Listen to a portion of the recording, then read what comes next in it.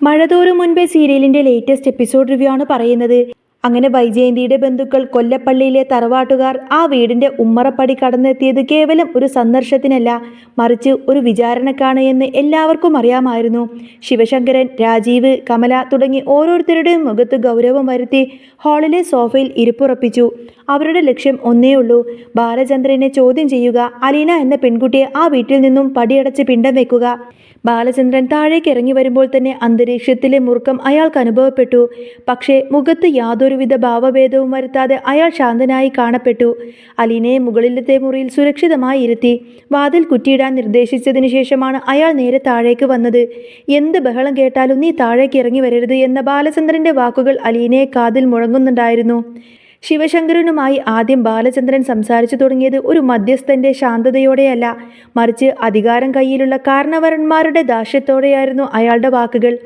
ബാലചന്ദ്ര, ഞാൻ ഇവിടെ വന്നത് നിന്റെ കുടുംബ പ്രശ്നങ്ങൾ തീർക്കാനാണ്. നീയും വൈജയന്തിയും തമ്മിലുള്ള പ്രശ്നങ്ങൾ, അത് ഈ വീടിൻ്റെ മാത്രം പ്രശ്നമല്ല, ഞങ്ങളുടെ കൂടെ അഭിമാനത്തിൻ്റെ പ്രശ്നമാണ്. ബാലചന്ദ്രൻ പുച്ഛം കലർന്ന ഒരു ചിരിയോടെ മറുപടി നൽകി. എൻ്റെ വീട്ടിൽ എനിക്ക് യാതൊരു പ്രശ്നവുമില്ല ശിവേട്ടാ. മറ്റാർക്കെങ്കിലും പ്രശ്നമുണ്ടോ എന്നൊന്നും എനിക്കറിയില്ല.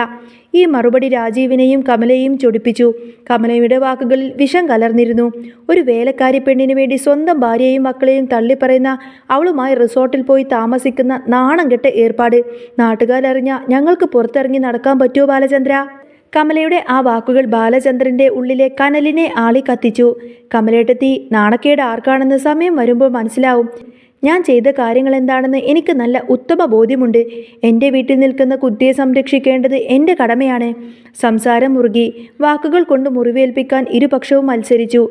അലീനെ ഈ വീട്ടിൽ നിന്നും ഇറക്കി വിട്ടിട്ട് തങ്ങൾ ഈ വീട്ടിൽ നിന്നും പോവൂ എന്ന് രാജീവ് ആക്രോശിച്ചു.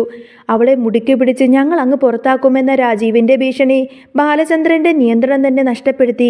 നിമിഷ നേരം കൊണ്ട് ആരും പ്രതീക്ഷിക്കാത്ത വേദത്തിൽ ബാലചന്ദ്രന്റെ കൈ രാജീവിന്റെ മുഖത്ത് പതിഞ്ഞു. ആ അടിയിൽ രാജീവ് മാത്രമല്ല, കണ്ടു നിന്ന വൈജയന്തിയും ശിവശങ്കരനും വരെ നടുങ്ങിപ്പോയി. സ്വന്തം വീട്ടിൽ വെച്ച് തൻ്റെ സംരക്ഷണയുള്ള ഒരാളെ തൊടാൻ ആരെയും അനുവദിക്കില്ല എന്ന ബാലചന്ദ്രന്റെ പ്രഖ്യാപനമായിരുന്നു ആ അടി. ഇത് എൻ്റെ വീടാണ്.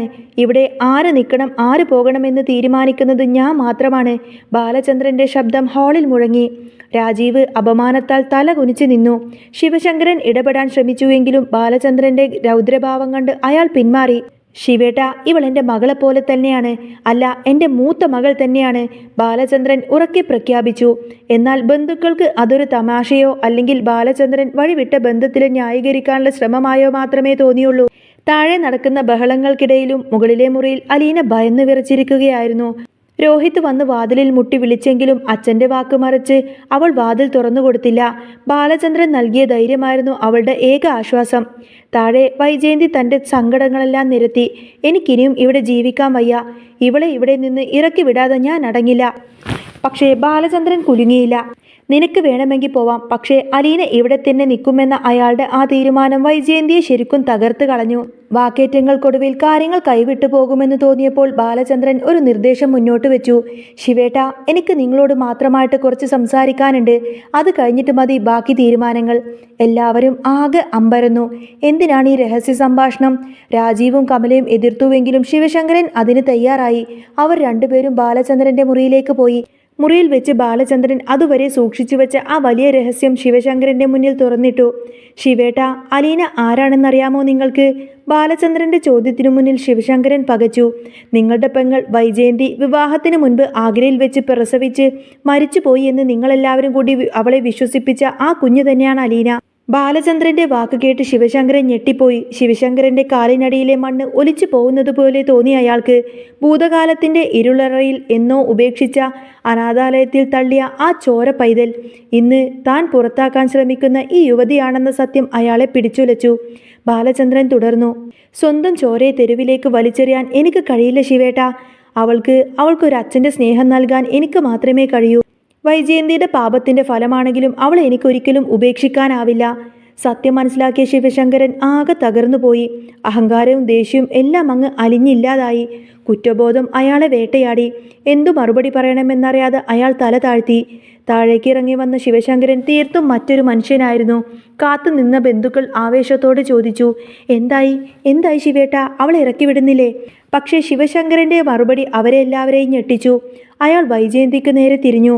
വൈജയന്തി, നീ ഇവിടെ തന്നെ നിൽക്കും. ഈ വീട്ടിൽ ബാലചന്ദ്രനൊപ്പം ഇനി മേലാൽ കൊല്ലപ്പള്ളിയിലേക്ക് വരാൻ നിൽക്കരുത്. നിന്റെ വീടാണിത്. വൈജയന്തിക്കും രാജീവനും കമലമ്മക്കും ഒന്നും തന്നെ മനസ്സിലായില്ല. നിമിഷങ്ങൾക്ക് മുൻപ് വരെ അലീനെ അവിടെ നിന്നും പുറത്താക്കാൻ ആക്രോശിച്ചിരുന്ന ശിവേട്ടൻ ഇപ്പോൾ ബാലചന്ദ്രന്റെ പക്ഷം ചേർന്നിരിക്കുന്നു. വാ, നമുക്ക് പോവാമെന്നും പറഞ്ഞ് ശിവശങ്കരൻ ബാക്കിയുള്ളവരെയും കൂട്ടി വേഗത്തിൽ തന്നെ അവിടെ നിന്നും ഇറങ്ങി. ചോദ്യം ചെയ്യലും ബഹളങ്ങളും എല്ലാം ബാക്കിയായി അവർ അവിടെ നിന്നും പടിയിറങ്ങി. വീണ്ടും ആ വീട് നിശബ്ദമായി. പക്ഷേ ആ നിശബ്ദതയ്ക്ക് ഇപ്പോൾ മറ്റൊരർത്ഥമുണ്ടായിരുന്നു. ബാലചന്ദ്രൻ ജയിച്ചിരിക്കുന്നു എന്നർത്ഥം. പക്ഷേ അത് സ്നേഹത്തിൻ്റെയും സത്യത്തിൻ്റെയും വിജയമായിരുന്നു. വൈജയന്തി താൻ വെറുക്കുന്ന പെൺകുട്ടി സ്വന്തം മകളാണെന്ന സത്യം അറിയാതെ വിധിയുടെ വിരോധാഭാസമെന്നോണം ആ വീട്ടിൽ തന്നെ തുടരാൻ നിർബന്ധിതയായി. അലീന താൻ ആരാണെന്നറിയാതെ തന്നെ സംരക്ഷിക്കുന്ന അച്ഛൻ്റെ തണലിൽ സുരക്ഷിതമായി തന്നെ മുറിയിലിരുന്നു. വഴക്കെല്ലാം കഴിഞ്ഞതിന് ശേഷം ബാലചന്ദ്രൻ നേരെ അലീനയുടെ റൂമിലേക്ക് ചെല്ലുന്നുണ്ടെന്ന് മാത്രമല്ല, അലീനയെ മുട്ടി വിളിക്കും. ഒത്തിരിയധികം സ്നേഹത്തോടെ ആ അച്ഛൻ മകളെ നെഞ്ചോട് ചേർത്ത് പിടിച്ചു നിൽക്കുന്നതും കാണിച്ചുകൊണ്ടാണ് കേട്ടോ എപ്പിസോഡ് പൂർണ്ണമാവുന്നത്.